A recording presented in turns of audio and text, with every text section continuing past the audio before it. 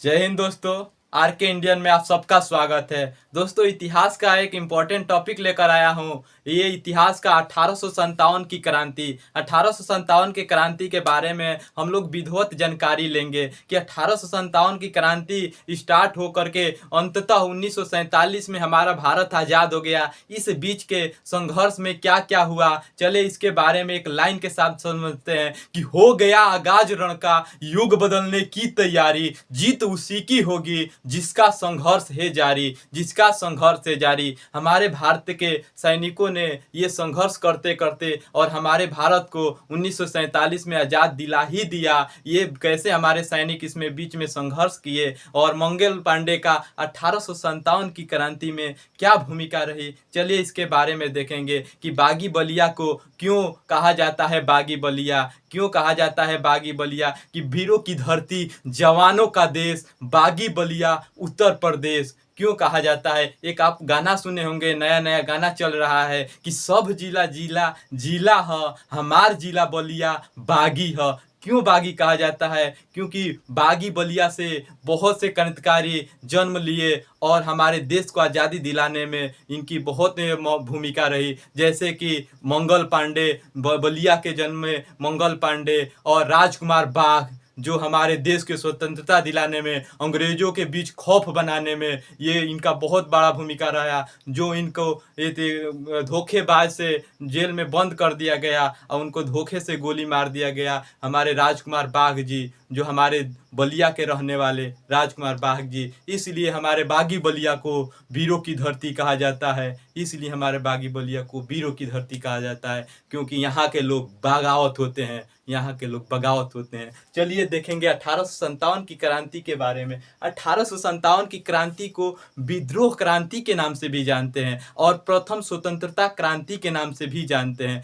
तो 1857 की क्रांति को विद्रोह क्रांति और प्रथम स्वतंत्रता क्रांति के नाम से भी जानते हैं। इसका मुख्य कारण क्या था कि ये क्रांति क्यों हुई, इसके बारे में हम लोग थोड़ा चलेंगे। तो देखिए कि पीछे जो चल रहा था ना, ये हमारे किसानों को यानी गरीबों को, किसानों को इतना दबाया जा रहा था अंग्रेजों के द्वारा, जिसका कारण आर्थिक कारण था। आर्थिक कारण जैसे कि महलवाड़ी, रयतवाड़ी और अस्थाई बंदोबस्त के तरीके से अंग्रेजों ने किसानों पर किस तरीके से दबाव बनाया, ये आर्थिक मुख्य कारण आर्थिक कारण था। और सामाजिक कारण क्या था कि समाज में हमारे भारतीयों के समाज के तरीके से अंग्रेज कैसे इस चीज़ को, समाज के तरीकों को हटा रहे थे। जैसे कि दहेज प्रथा, सती प्रथा, ऐसे कई चीज़ों को थी कि ये नर बलि और बलि ऐसे हुए और इस चीज़ पर वो बहुत अत्याचार किए। उसके बाद प्रशासनिक कारण क्या था? प्रशासनिक कारण यह था ना कि हमारे अलग अलग जगहों को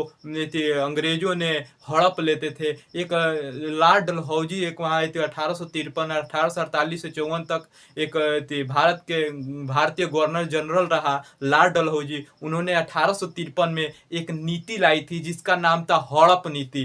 हड़प नीति के तहत सतरावद ऐसे क्षेत्रों को, कई क्षेत्रों को उसने हड़प लिया था। ये प्रशासनिक कारण था। उसके बाद धार्मिक कारण क्या था? कई धर्मों को बढ़ावा देना और कई धर्मों को नीच दिखाना और उसको दबाना, ये धार्मिक कारण था। जैसे कि ईसाइयों को अंग्रेजों ने बढ़ावा दिया और हिंदू मुस्लिमों को बहुत सताया गया, इसका मुख्य कारण धार्मिक कारण था। सैनिक कारण, हर सैनिक की एक इच्छा होती है और हर धर्म के रहने वाले सैनिक का एक पहचान होता है। जैसे हिंदुओं का मूछ होता है और मुस्लिमों का दाढ़ी होता है और सिखों का ये काड़ा और कंघा, काड़ा और केस होता है। तो इस चीज़ पर उन्होंने विरोध कर रहे थे अंग्रेज और इस चीज़ को रखने से मना कर रहे थे। ये सैनिक कारण था। तत्कालीन कारण यह था ना कि तत्कालीन कारण और सबसे मुख्य कारण रहा तत्कालीन कारण। तत्कालीन कारण में यह था ना कि एक बेस फील्ड राइफल यूज किया जा रहा था ब्रिटिशों के द्वारा। उसमें उस जगह को हटा करके, उस राइफल को हटा करके एक इनफील्ड राइफल का यूज किया गया। उसमें यह होता था ना कि सुअर के और गाय की चर्बी से मिलकर बना हुआ कारतूस का यूज किया जा रहा था, जो मुंह से निकालना पड़ता था, मुख से नोच करके डालना पड़ता था। इस चीज का धीरे धीरे विरोध किया गया। विरोध करने का पीछे यह कारण था कि हिंदुओं के लिए गाय माता मानी जाती है और मुस्लिमों के लिए और सुअर मुंह से नहीं छू सकते, टच नहीं करते हैं, इसलिए ये इस चीज़ का विरोध किया गया और पूरे देश में फैलते गया। और बाद में ये मंगल पांडे जी ने इस चीज़ का विरोध किया और जा करके उस विरोध करते करते और वो अंग्रेजों से कहे। तो मंगल पांडे ये कौन थे, चलिए इसके बारे में देखेंगे, वो क्या थे, किस पद पे थे, हम लोग इसके बारे में जानेंगे। तो बंगाल के बैरकपुर छावनी में एक 34वें नेटिव इन्फेंट्री के वो एक सिपाही थे। 34वें नेटिव इन्फेंट्री के वो एक सिपाही थे। उन्होंने क्या किया, मंगल पांडे ने इस चीज को माना किया और माना करने के बाद उन्होंने जब ये नहीं माने तो उन्होंने क्या किया कि लेफ्टिनेंट बाज को और लेफ्टिनेंट ह्यूज को उन्होंने क्या कर दिया, गोली मार दिया। पहले बाज को गोली मारा और जब ये उन पे अटैक करने के लिए ह्यूज आया तो उसको भी गोली मार दिया। 27 मार्च को करीब ये गोली मारे थे और 8 अप्रैल को उनकी फांसी की सजा दी गई। अंग्रेजों को कह गए कि मारो फिरंगियों को, उनका एक लाइन है और उनका एक नारा है कि फिरंगियों को मारो, उनका एक नारा है मंगल पांडे जी का, जो बागी बलिया के जन्मे भाई मंगल पांडे जी है। उसके कारण उसके बाद देखेंगे जब 8 अप्रैल को 1957 को मंगल पांडे जी को फांसी दी गई ना, तो फांसी देने के बाद पूरे देश में भगदड़ मच गया और सैनिकों के बीच एक उबाल और जुनून पैदा हो गया कि हम इन अंग्रेजों को भगा कर रहेंगे क्योंकि हमारे भारतीय के क्रांतिकारी को मारे हैं। और ऐसे तरीके से पूरे सैनिकों का जब ये विद्रोह स्टार्ट हो गया ना, तो विद्रोह का एक निर्धारित किया गया कि ये हमारे अंग्रेजों को भगाने के लिए एक विद्रोह स्टार्ट किया जाए और ये पूरे देश में पहले सूचना फैलाया जाए। तो विद्रोह की एक डेट रखा गया 30 मई। तो विद्रोह का डेट कितने तारीख को रखा गया, 30 मई 1857 का विद्रोह का एक डेट रखा गया। जब यह विद्रोह का डेट रखा गया ना, तो उसमें यह कहा गया कि एक पहचान होनी चाहिए कि उस समय ये साधन नहीं थे किसी चीज को कि फोन से हम बता दें कि इस तारीख से स्टार्ट होने वाला, तो उस समय ये संसाधन की कमियां थी, जिसे एक पहचान रखा गया कि 1857 के अंत की ये वाला चला जाएगा।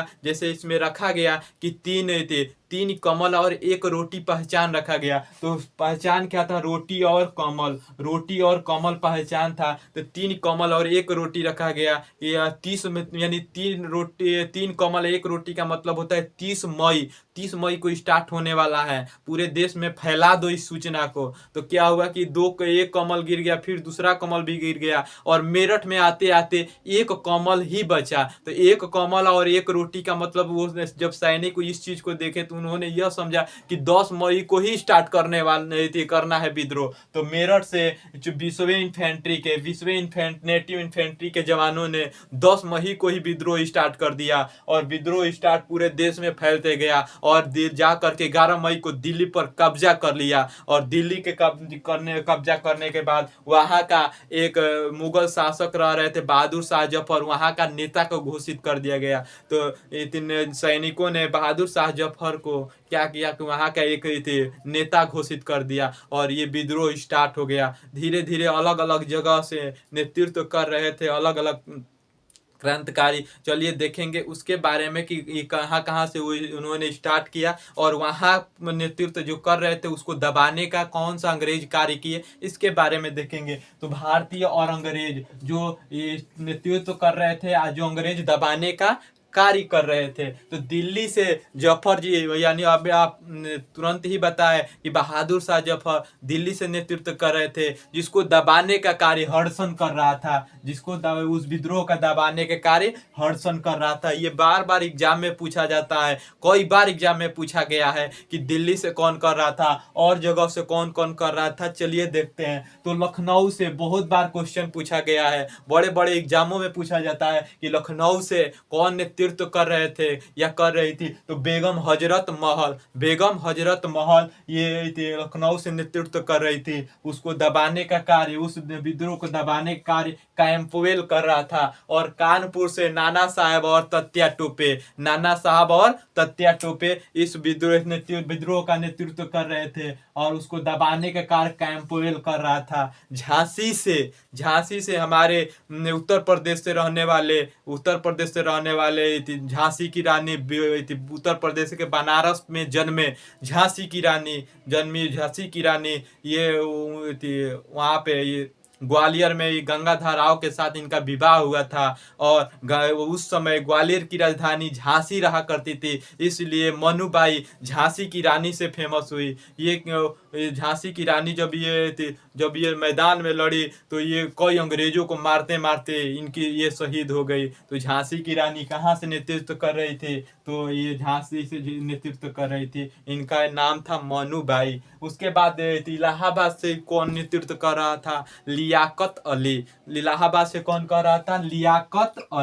लियाकत अली, जिसको दबाने का कार्य कर रहे थे कर्नल नील। और जगदीशपुर से यानी बिहार के रहने वाले जगदीशपुर जो आरा के करीब पड़ता है, वहां से नेतृत्व करने वाले वीर कुंवर सिंह, जो पूरे देश में इनका नाम है। और ये नेतृत्व करते समय क्या हुआ कि ये लिंग्रांड को इन्होंने पराजित कर दिया, और पराजित करने के बाद इनके उसी समय इनकी गोली लग गई, और उस गोली लगने के बाद उस हाथ को काट डाले, और हाथ को काट डाल करके एक नदिया में फेंक दिए, और इनके कुछ समय बाद इसी के कारण उनकी मृत्यु हो गई। तो बिहार के रहने वाले हमारे वीर कुंवर सिंह जी नेतृत्व करते करते और अंग्रेजों से लड़ते लड़ते इनकी मृत्यु हो गई। और अंततः क्या हुआ कि 1859 तक यह विद्रोह चला, और वहाँ के जो रानी थी वहाँ ब्रिटिश के वहाँ पे एक सूचना पत्र भेजा गया, और कहा गया उस सूचना पत्र में कि ये ईस्ट इंडिया कंपनी से जो देश ब्रिटिश भारत चल रहा है, इस जगह पर वहाँ पर राजा के द्वारा चलाया जाएगा। इस चीज़ को हटा करके 1859 में नाना साहब और तात्या टोपे के मृत्यु के बाद ये 1859 में इस क्रांति को समाप्त माना गया, और वहाँ पर क्रांति समाप्त हो गई। और ये क्रांति समाप्त होने के बाद क्या हुआ कि उसके बाद यह सफल क्यों हुआ, इसके बारे में हम लोग समझेंगे। ये जो चल रहा था ना, ये लॉर्ड कैनिंग के समय चल रहा था। एक उस समय वायसराय थे, लॉर्ड कैनिंग थे, तो लॉर्ड कैनिंग के समय चल रहा था, कैनिंग के समय। तो उस समय कैनिंग थे, तो ये भारत के प्रथम गवर्नर जनरल भी थे, और वायसराय अंतिम गवर्नर जनरल भी थे, और वायसराय भी थे कैनिंग, लॉर्ड कैनिंग। इसके समय ये सब चीज़ चल रहा था। क्या हुआ कि 1859 में जब ये समाप्त हो गया ना, तो ये ब्रिटिशों ने अपना परिवर्तन करके ईस्ट इंडिया कंपनी से हट करके दूसरे पर वो कर दिए, स्थानांतरण कर दिए। 1857 की क्रांति का थोड़ा असफलता के कारण समझेंगे कि हमारे 1857 की क्रांति का असफल का कारण क्या था। तो हथियार की कमी, हमारे भारतीयों के पास हथियार की बहुत कमी थी। और दूसरा कारण था संगठन की कमी, हमारे भारतीयों के पास पूरे एकजुटता नहीं थी, संगठन अभी नहीं बना पाए थे, इसलिए संगठन की कमी थी। शिक्षित लोगों को इसमें शामिल नहीं होना, यानी नेचुरल लोग इसमें शामिल नहीं हुए थे, और विद्रोह में ये शामिल नहीं होते, कारण ये भी था। चौथा कारण यह था